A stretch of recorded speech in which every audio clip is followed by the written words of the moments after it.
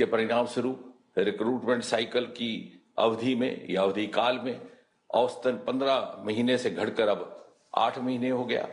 अब परीक्षा हिंदी और अंग्रेजी के अतिरिक्त 13 क्षेत्रीय भाषाओं में भी हो रही है। उम्मीदवार के लिए फिजिकल डोजियर की जगह इलेक्ट्रॉनिक डोजियर उपलब्ध कराया जा रहा है और एसएससी पोर्टल पर लॉग होकर के उम्मीदवार अपने एग्जामिनेशन सेंटर का इंतखाब भी कर सकता है। परीक्षा के फौरन बाद आंसर की उपलब्ध करवाई जाती है और यदि किसी उम्मीदवार को कोई शिकायत हो या शंका हो तो वो अपनी ग्रीवेंस भी दर्ज कर सकता है। और अभी हाल ही में स्टाफ सिलेक्शन कमीशन ने एक और इनोवेटिव प्रोसेस प्रारंभ किया है और इस प्रैक्टिस का नाम है स्लाइडिंग मैकेनिज्म। अर्थात यदि कोई उम्मीदवार किसी कारणवश इम्तिहान में अपीयर नहीं हो पाता तो उसकी वैकेंसी खाली ना जाए, इसलिए अगले उम्मीदवार को भी मौका दिया जा सकता है। इसी तरह यूपीएससी ने unified one time registration system integrated with Aadhaar and DigiLocker को इंट्रोड्यूस किया है। दिव्यांग उम्मीदवारों को सेंटर ऑफ चॉइस की सुविधा प्रदान की गई है।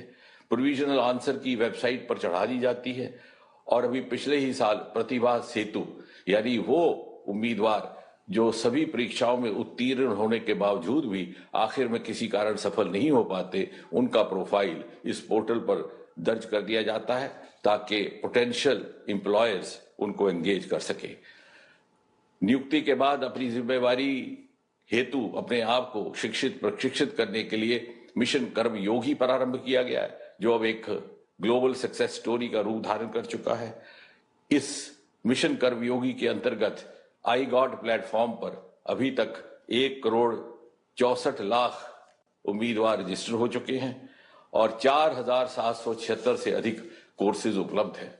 आज भी आपके द्वारा नियुक्ति पत्र प्राप्त करते ही प्रत्येक उम्मीदवार को साथ ही साथ मिशन कर्मयोगी प्रारंभ का विकल्प भी प्रदान कर दिया जाएगा। आपके रोजगार मेला के इस प्रयोग से प्रेरित होकर के अनेकों राज्य सरकारों ने भी प्रांतीय स्तर की नियुक्तियों के लिए इस प्रकार के रोजगार मेला का क्रम प्रारंभ किया है।